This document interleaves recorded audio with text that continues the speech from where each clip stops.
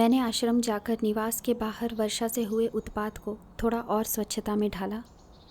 भीतर आया तो देखा उनका दंड यहीं रखा हुआ है।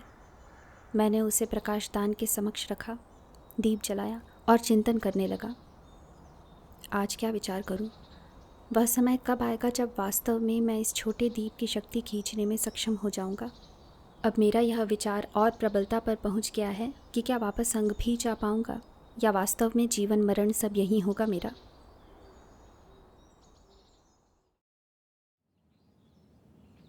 दंड की छाया वहीं है, सूर्य उसी स्थान पर है। मैं बुझे हुए दीप को उठाकर प्रकाशदान के पास आया और बाहर नारंगी काया में लिप्त व्यूह की सुंदरता देखने लगा। मैं कब तक उनके प्रश्न से बचा रहूँगा? आज भी निष्फल रहा मेरा योग। आज तो वे अवश्य ही पूछेंगे मुझसे। मैं कुछ क्षणों तक सर्द ओस से पार होती रवि की मध्यम किरणें देखता रहा और तभी एकाएक गुरुदेव द्वार को पार करते हुए तीव्र और बड़े बड़े पग रखकर कक्ष के भीतर आए। मेरे पास खड़े दंड को उन्होंने तीव्रता से अपने हाथ पर चढ़ाया और तीव्रता से ही बड़े बड़े पग धरते हुए बाहर चले गए। उन्होंने मेरी ओर, मेरे नमन की ओर एक दृष्टि भी नहीं डाली। हे ईश्वर, वे अभी भी रुष्ट हैं। उन्होंने मेरे लिए इतना अधिक क्रोध एकत्रित किया हुआ है इस स्तर तक।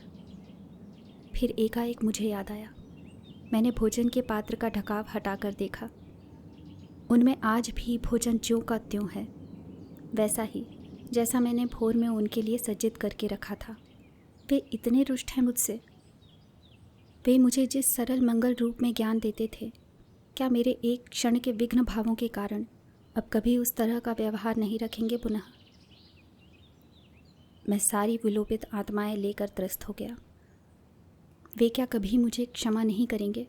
मुझसे ज्ञानवश तो नहीं हुआ था। क्या कभी ज्ञात हो पाएगा उन्हें कि मैंने क्या आपदा लेकर उनके समक्ष आवेदन किया था? कुछ दिवसों तक मैं चिंतन करता रहा और ऐसा एक बार भी नहीं हुआ कि मैंने भगवान श्री परशुराम को फिर कुटीर के भीतर देखा हो। उन्होंने मुझसे कोई प्रश्न नहीं पूछा, मुझे कोई कार्य नहीं दिया, मुझसे कुछ कहा नहीं, मुझे देखा नहीं, कुछ नहीं। मेरा मन समय के हर एक क्षण और अधिक व्यथित होता जा रहा है। जब उन्हें ही मुझसे कोई वार्तालाप नहीं करनी है तो मैं कैसे भला उनके पास जा सकता हूँ? मैं उनसे दूर ही रहा। समन्वय की स्थिति अभी भी उनके रहने के प्रतिकूल नहीं हो पाई है। इसे जल्द ही स्वच्छ और उसी प्रकार सुगम बनाना अनिवार्य है जिसमें उनकी तेजस्वी काया रम सके। पता नहीं अब कब वे मुझे आशीष देंगे। या मैंने भोजन बाहर चिलोनी के वृक्ष के समीप रख दिया और रात्रि के भोजन की व्यवस्था प्रारंभ कर दी। हर दिवस मैं उनके भोजन का प्रबंध करता रहा, किंतु हर दिवस की तरह उसका आनंद चिलोनी के पक्षी ही लेते रहे।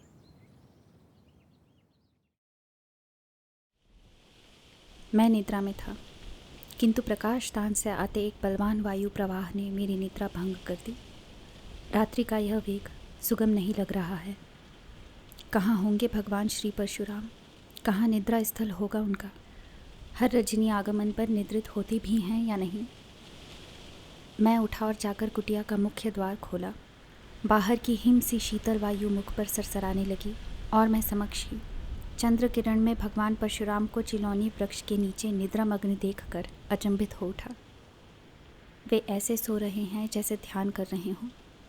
उन पर पड़ रही चंद्र किरणों को बादलों ने रोक दिया है, जिससे रात्रि का मध्यम प्रकाश भी लुप्त हो गया। उनके पास आते हुए मैंने अपने कंधे पर जल की बूंद का स्पर्श अनुभव किया और इस वृक्ष में तनिक भी घनत्व नहीं है।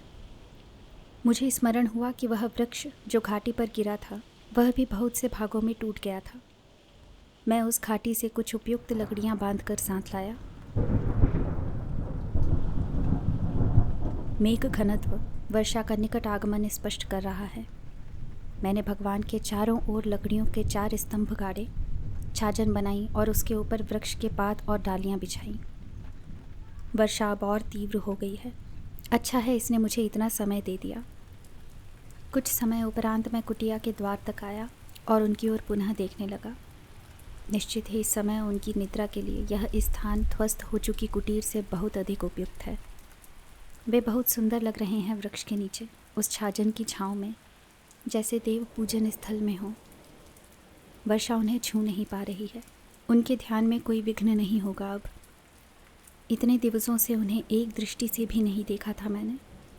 पुनः मेरे गुरु बन जाइए हे ईश्वर। हर प्रहार सह सकता हूँ मैं, परंतु आपकी रुष्टता के ऐसे प्रहार में संभवतः अधिक समय तक न सह पाऊँ।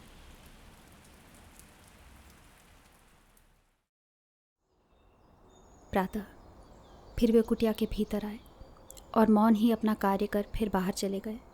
फिर बिना मेरी ओर एक बार भी मुड़े। लग रहा है मैं यहाँ उपस्थित हर व्यक्ति के लिए अदृश्य हो गया हूँ।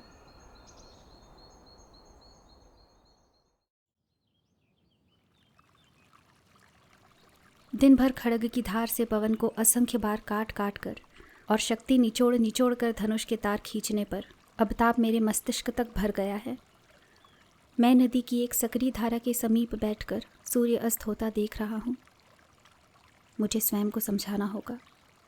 इस तरह विचलित भावों के मध्य मैं अपना ध्यान नहीं बांध सकता हूँ।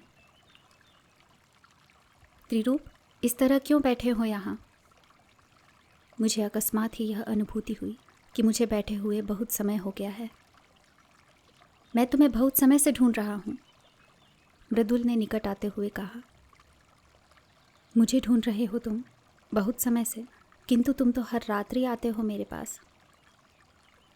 हाँ, पर मैं तुम्हें भोर से ढूंढ रहा था। मुझे लगा था तुम समन्वय में ही मिल जाओगे। कुछ दिवसों से मैं यहीं अभ्यास कर रहा हूँ। अभ्यास? बैठे रहने का? पहले क्षण तो मुझे लगा कि इसे बता दूँ। मैं केवल बैठा नहीं था यहाँ, परंतु फिर ज्ञात हुआ मुझे कि यह सत्य कह रहा है। मैं यहाँ बैठने नहीं आया हूँ। मैं इस आश्रम में इतना समय व्यर्थ करने का साहस नहीं कर सकता। मैं विचार ही कर रहा था कि मृदुल ने मेरा हाथ पकड़कर उसमें बंधी पत्तियों को निकालना प्रारंभ किया। क्या इन्हें सूर्य प्रकाश में ही खोलना आवश्यक है? नहीं, मैं तो बस इन्हें तुम्हारी संपूर्ण चेतना के समक्ष खोलना चाहता हूँ, ताकि तुम कोई भी दोष दो तो वह सीधा मुझ पर लगे। संभव है इसका परिणाम भयावह हो। वर्ष भर से ऊपर हो गया है समय, मैंने अपने हाथ का यह भाग नहीं देखा है। मुझे आदत हो गई थी इन पत्तियों के बंधे रहने की। मृदुल ने इस प्रयोग में अपना बहुत श्रम निवेश किया है। बहुत अच्छा होगा यदि यह प्रयोग सफल रहे। वह पत्रों को निकाल रहा है तो कई प्रकार के लेप परत पर परत खुलते जा रहे हैं। मेरे हाथ का जितना भाग दिखते जा रहा है वह कोयले से भी अधिक श्यामल प्रतीत हो रहा है। फिर उसने अंतिम पत्तियों के टुकड़ों का आवरण हटाया। ओह, लग रहा है यह प्रयास सफल नहीं रहा। मुझे क्षमा कर देना त्रिरूप। संभवतः यह घाव इन औषधियों के बिना ही बहुत अच्छा होता। कोई प्रभाव नहीं पड़ता है मृदुल। शोकग्रस्त होने का कोई कारण नहीं है। मैंने ही तुम्हें कहा था। तुम यह कैसे कर लेते हो? अर्थात किसी को कुछ भी अभिलाषा हो तो तुम क्यों निसंकोच दे देते हो? मैंने तो किसी को कुछ नहीं दिया है। आवश्यक नहीं है कि वह कोई वस्तु ही हो। देखो, परिणाम सदा सुखद नहीं होता। मृदुल के वाक्य पर मैं हंस दिया। इस तथ्य से मैं अच्छी तरह परिचित हूँ। मुझे क्षमा करना त्रिरूप। इतने माह बीत गए और मैंने कई बार तुमसे इस तरह की वार्तालाप प्रारंभ करने की इच्छा रखी, पर न कर पाया। यहाँ जो भी अंतेवासी हैं वे असाधारण हैं, फिर भी साधारण मार्ग कईयों को भा जाता है। अपने हृदय भाव असंतुष्ट न रखना। मेरे ऐसे विचार नहीं हैं मृदुल। तो क्या कारण है यहाँ बैठे रहने का? मैं यहाँ इतने समय से हूँ और मुझ में अब स्थिरता आ गई है। इतने माह मैंने घनिष्ठता से प्रयास किया है, परंतु मैं इस स्तर से आगे नहीं बढ़ पा रहा हूँ और भगवान परशुराम अब मेरे लिए प्रयासरत नहीं हैं। इस तरह तो मैं कभी दिव्यस्त्र के पहले चरण को भी पार नहीं कर पाऊँगा। मैं तो उनके समक्ष भी नहीं जा पा रहा हूँ। आज यहाँ बैठे हुए कुछ क्षणों के लिए अकस्मात ही मेरे मन में कुछ ऐसा विचार आया जो जीवन में पहले कभी नहीं आया था। अपनी योग्यता पर पहली ही बार मुझे संदेह हो गया। मैं बहुत ही गंभीर भाव से तुमसे यह कह रहा हूँ। ऐसे वाक्य भगवान परशुराम के समक्ष कह देने का दुस्साहस कदापि ना कर देना तुम। मृदुल ने कहा, यहाँ हम सब वर्षों वर्षों से गहन तप कर रहे हैं, परंतु योद्धा न होने के उपरांत भी तुमने सारी परीक्षाएं बहुत ही शीघ्र उत्तीर्ण कर ली और तुम समन्वय में निवास कर रहे हो। ऐसा यहाँ कभी नहीं हुआ है, कभी भी नहीं। मैं प्रारंभ से ही एक योद्धा हूँ मृदुल। यह सत्य नहीं है। तुम्हें ऐसा क्यों प्रतीत होता है? यह विदित है, तुम्हारी देह, उस पर किसी भी प्रकार के प्रहार का कोई चिन्ह नहीं है। असत्य क्यों कह रहे हो तुम? कुछ समय ऐसे भी होते हैं जब एक छोटा असत्य सत्यता की लंबी और विकटताओं से भरी व्यथा को बहुत आसानी से पार कर लेता है। यह स्थान अत्यंत कठिन है त्रिरूप, हर दृष्टिकोण से। उनसे ऐसे कठिन ज्ञान लेना बहुत कठिन है, और स्वयं वे भी कठिनता के चरम पर बैठे रहते हैं। परंतु ईश्वरीय रूप होने के साथ वे संपूर्ण और सर्वोत्तम शिक्षक भी हैं। तुम्हारी सारी दुर्बलताओं को विशेषताओं में परिवर्तित कर देंगे। तुम्हारा ऐसा विचार है कि वे मुझे आगे सिखाएंगे? मेरे कहते हुए ही वह खड़ा हुआ और जाने लगा। विश्वास है मुझे बंधु, और अभी तो उनके अति सुंदर रूप ने तुम्हें दर्शन ही नहीं दिए हैं। संभवतः यहाँ कुछ समय जो बैठा रहा मैं, यही मेरी सबसे बड़ी दुर्बलता है। किसी का संगी ना होना मुझे जीवन का सर्वाधिक भयावह अभिशाप लगता है। मैंने कभी अपनी क्षमता पर संदेह नहीं किया था, किंतु अब मुझ पर उनके स्वभाव का कोई प्रभाव नहीं पड़ेगा। उन्होंने मुझे अपने शिष्य के रूप में स्वीकारा है, और वे जानते हैं मैं यहाँ क्यों आया हूँ।